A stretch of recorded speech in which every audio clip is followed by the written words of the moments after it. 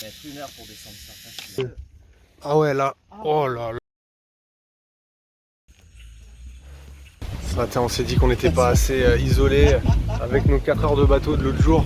Du coup on a rajouté encore 1 heure de bateau pour arriver sur une île complètement déserte.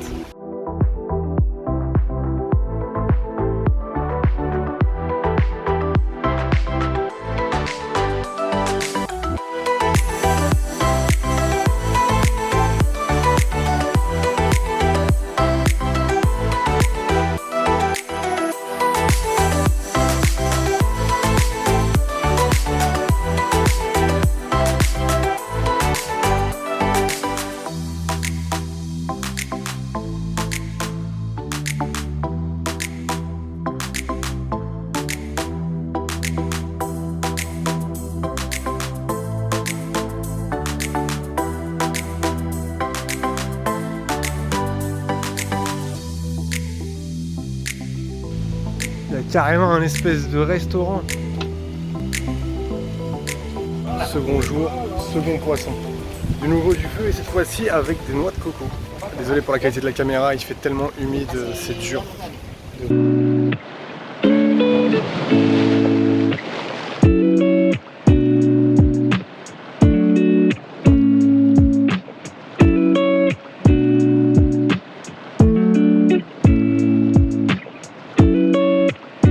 Stock de noix de coco. Et ça c'est les déchets je pense. Hop. Non mais c'est super dangereux, il y a un varan. C'est pas un dragon de Komodo mais quand même c'est un varan. Bon j'essaie de me rapprocher. Quand je vous dis que c'est wild dans l'Indonésie, c'est super wild. Entre les crabes, les étoiles de mer et tous ces animaux. Bon là c'est bon, je l'ai effrayé. Bon là je l'ai effrayé mais il pourra remanger plus tard quand on partira. Faire une sieste, j'ai dormi que 4 heures. Mais je dors en hauteur quand même. Au cas où il revient.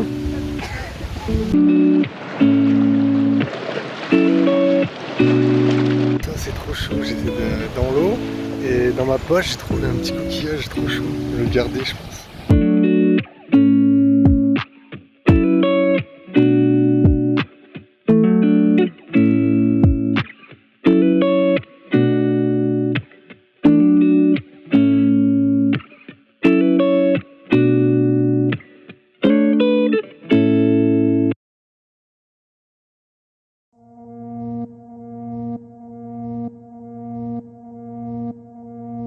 On est 7 étrangers sur l'île en même temps et il y a eu 30 étrangers depuis le début de l'année. Du coup on sera 4. Cette marche d'approche près des blocs qui tombent du volcan. L'équipe d'expédition. Voilà, on est arrivé au bout de la rue. On va continuer là, à monter.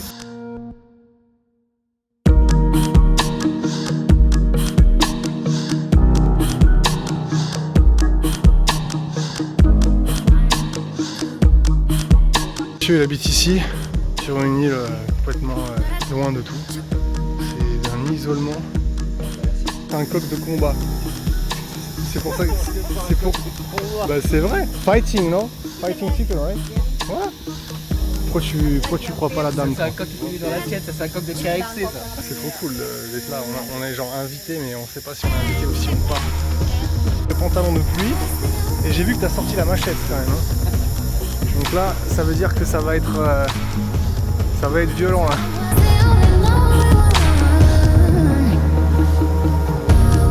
Ça fait 2 fois que j'évite des énormes araignées, alors que je suis même pas le premier. Et Tarzan en premier. Ah c'est ça. Ça c'est lui qui fait fuir la faune sauvage. Je regarde pas où je mets les pieds, je regarde là où je mets la tête. Genre là. Olé. Du coup, t'as chuté alors hein? C'était pour me rapprocher du côté animiste du volcan. Pour être en contact avec la terre, c'était fait exprès. La deuxième. Deuxième chute. Deuxième chute. Taux d'humidité 100%. Tous les mètres. Parfois il y en a même 3.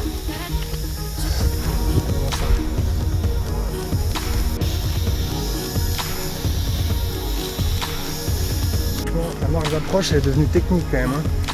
On voit pas trop où on met les pieds. Parfois il y a un endroit où d'un coup il y a 2 mètres de vide, mais on voit pas qu'il y a le vide en fait, tellement qu'il y a de la végétation. Du coup je me disais que ouais, dans le noir, ça va vraiment être difficile. Hein.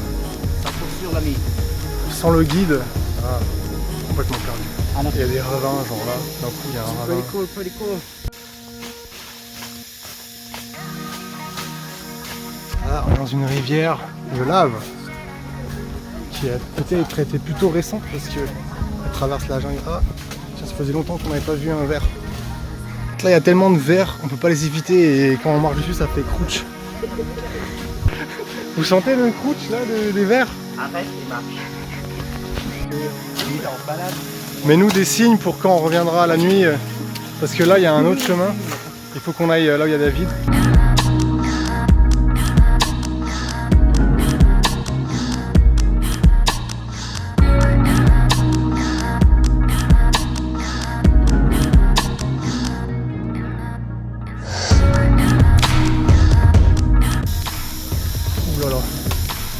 On entend le bruit des blocs qui tombent.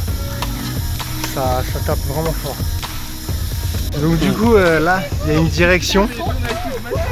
Il y a une direction. Et là il y a un signe. Ça glisse de dingue. À la descente ça va vraiment être dur.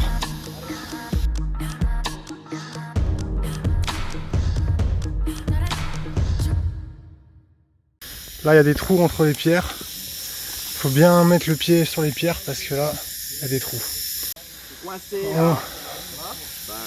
On arrive.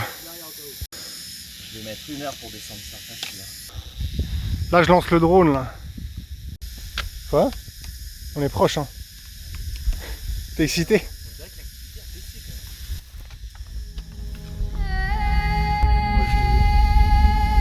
sommet. Et là, tout le monde est un peu impressionné. On se dit qu'on joue avec le feu. Bah oui, mais bon. On est là, on reste quelques heures et on redescend. C'est tout hein. Voilà. Il y a tout le bloc qui a bougé. Et regardez la vue. À la sortie de la jungle. C'est indescriptible.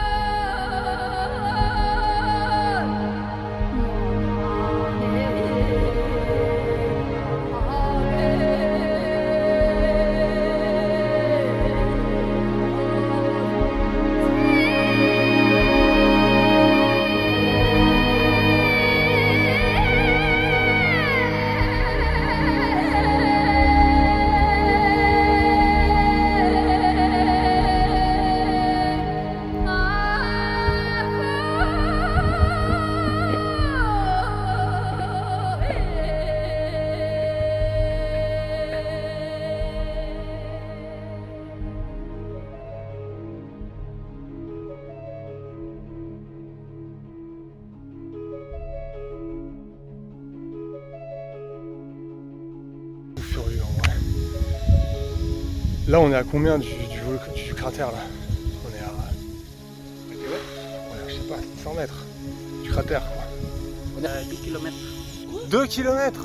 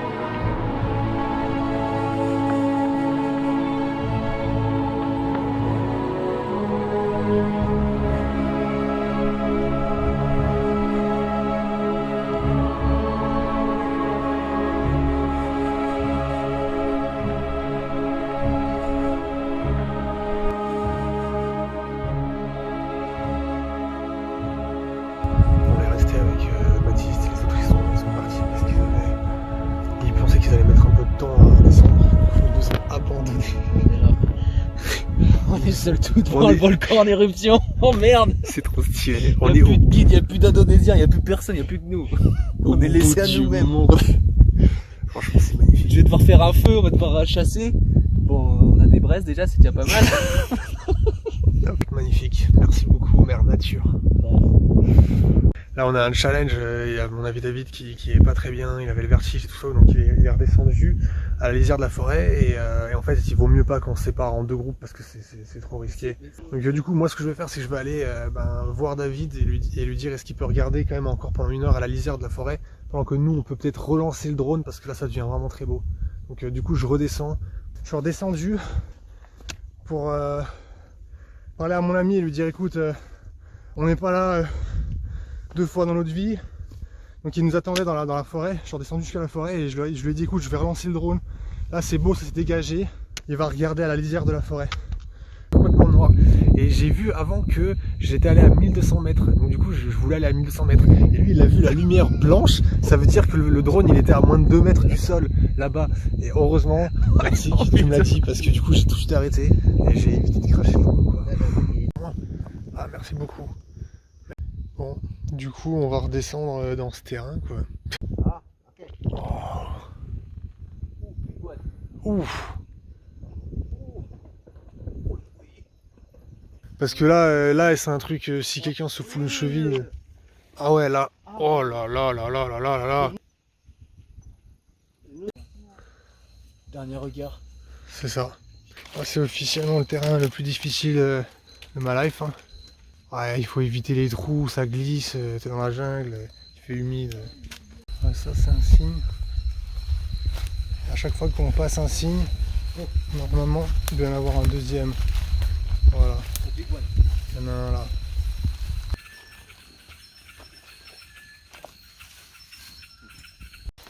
On est arrivé à la rivière là.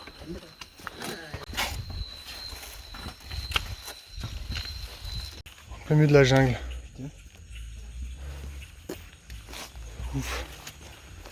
Ça mec, au Vanuatu, tu te faisais piquer par ça, c'était hélico tout de suite. Oh, ça c'est dangereux. Et voilà, on est arrivé en bas, en haut. Quand tu penses que c'est fini, il y a encore un autre danger, c'est les chiens. Hein? Bravo! Ah là, il y a toute la largeur. Hein. Ouais. Ça a largé un peu. Hein. Non mais mec, on serait en bas là en train de regarder ça. La montagne est en feu, mais en feu constant quoi. Ça coule, ça coule, ça coule. Non mais là, je filme avec mon smartphone, tellement c'est lumineux et on voit tout quoi. Ah non mais là, on serait pas resté en haut. Hein. Non. Là vraiment, là on aurait été en mode sauf qui peut. Oh. Le volcan en fait il a complètement changé sous nos yeux en fait. Là il y a des énormes blocs. Regarde le bloc qui tombe. Tout C'est l'apocalypse. On a pris une douche, puis on s'est installé sur la terrasse de l'hôtel. On a commencé à regarder le volcan et là, je sais pas, il y a eu une éruption, 2 éruptions. Et puis d'un coup, toute la façade était remplie. Du coup, on s'est dit non mais là, il faut qu'on aille voir ça d'un autre endroit où on pourra voir plusieurs coulées. Donc du coup là, je m'apprête et puis on va partir en scooter. Il est minuit, mais on s'en fout. On a sauté sur le scooter et on allait dans un endroit et derrière, il y a une montagne en feu en fait. Genre, c'est ultra impressionnant. Hein, c'est vrai, franchement. Mais c'est un truc de malade. C'est un truc de malade. C'est plus du tout des blocs qui tombent. C'est carrément, je sais pas, c'est en train de couler sans arrêt, sans arrêt. Et en plus, ça vient presque dans notre direction. Là, je suis vraiment plus du tout bien, là. Là, t'as dit, il faut évacuer l'île, en fait, là... Il va peut-être falloir qu'on se casse. Non, mec, là, j'ai l'impression que là, le volcan est en train de se casser la gueule. Il n'y a plus de limite, là. Non, mais viens, on va à l'observatoire, mec. Et on demande aux gars qu'est-ce qu'il faut qu'on fasse, parce que là... C'est de pire en pire, en fait. C'est ta plus belle éruption de ta vie, moi aussi. Et en fait, c'est la 2e fois que je fais un volcan, en fait, seulement. Et genre... Mais dis-toi que le premier volcan que j'ai fait, 1 mois plus tard, il y avait des morts, tu vois. Les portes de l'enfer, quoi. Ils sont ouvertes. Les portes de l'enfer s'ouvrent ce soir. Genre là, le sommet, il est complètement luminescent. On a l'impression que ce bordel va juste s'effondrer, en fait. Faut le vivre. Pour comprendre. Genre moi là je tremble, non mais je suis complètement Genre, je suis vraiment pas bien. J'ai juste envie de prendre le scooter et d'aller soit juste monter en fait loin. Mais t'as vu que ça s'est complètement décroché en fait. Et le flanc droit, je sais plus ce qui se passe là. Oui, voilà. Et en fait, c'est là où il y a l'hôtel. C'est là où il y a le village, le flanc droit. Ouais. Non, mais je suis désolé. Non, mais je suis désolé. Non, je suis désolé. C'est le mec, il faut qu'on fasse quelque chose. Je suis Ça désolé. déborde de tous les côtés. Oui, ça déborde, mais tout peut s'effondrer. Je suis désolé. Regarde. Non, mais en tout cas, il y a des chiens qui hurlent et je me dis qu'est-ce qu'ils ont peur en fait. Oui. En tout cas, c'est un spectacle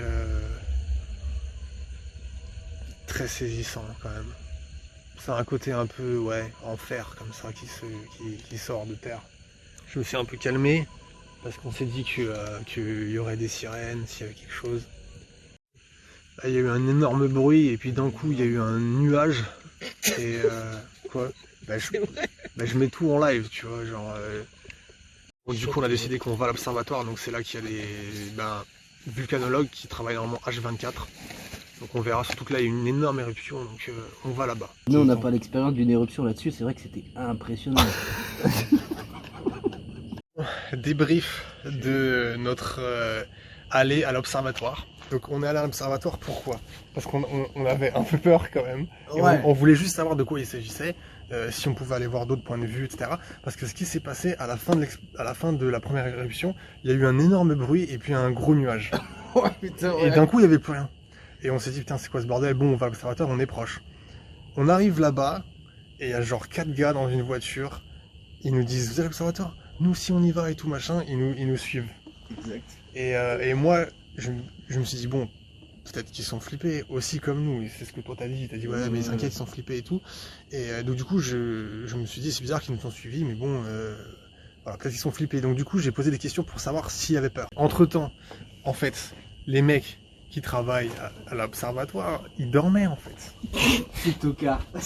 Est-ce que franchement, tu te sens en sécurité, les sirènes et tout? Jamais de la vie, il y a rien, il y a zéro sirène en fait, tu peux oublier, les mecs ils dorment. Donc du coup je dis au gars, est-ce que tu te sens en sécurité? Et il me dit ah oui pour moi c'est normal et tout. Donc là du coup premier élément qui m'a fait me dire que les mecs ils sont pas à l'observatoire pour la même raison que nous. C'est bizarre quand même. Ouais. Le mec il venait quand même souvent vers nous avec Google Trad, il a commencé à poser des questions. Et c'était quoi cette dernière question? Il y a combien d'années qu'un étranger s'est fait décapiter? On a compris beheaded strangers. Voilà ce qu'on a compris. Ouais. Il faut se barrer en fait. Parce qu'on est sur une île reculée, même si c'est l'Indonésie, tu sais pas ce qui se passe. Ils nous ont proposé, genre ce soir, d'aller en haut voir les éruptions. Ah oui, il y avait ça aussi. Ça aussi, c'était chelou. Là, on a une maison près du volcan. Are you dare to come? Do you dare to come? Toujours est-il que du coup, on est rentré à l'hôtel. Et puis voilà, soirée de ouf. Oh, incroyable. On s'en rappellera toute notre life. Dans mes prochaines aventures, je vous emmène au travers de 2 ans de tour d'Europe. Je suis en train de transformer mon fourgon en un 4x4 d'expédition. Au programme, exploration des territoires les plus reculés de la côte ouest à l'est. Alors abonnez-vous pour voir mes prochaines vidéos et activez la cloche. À bientôt.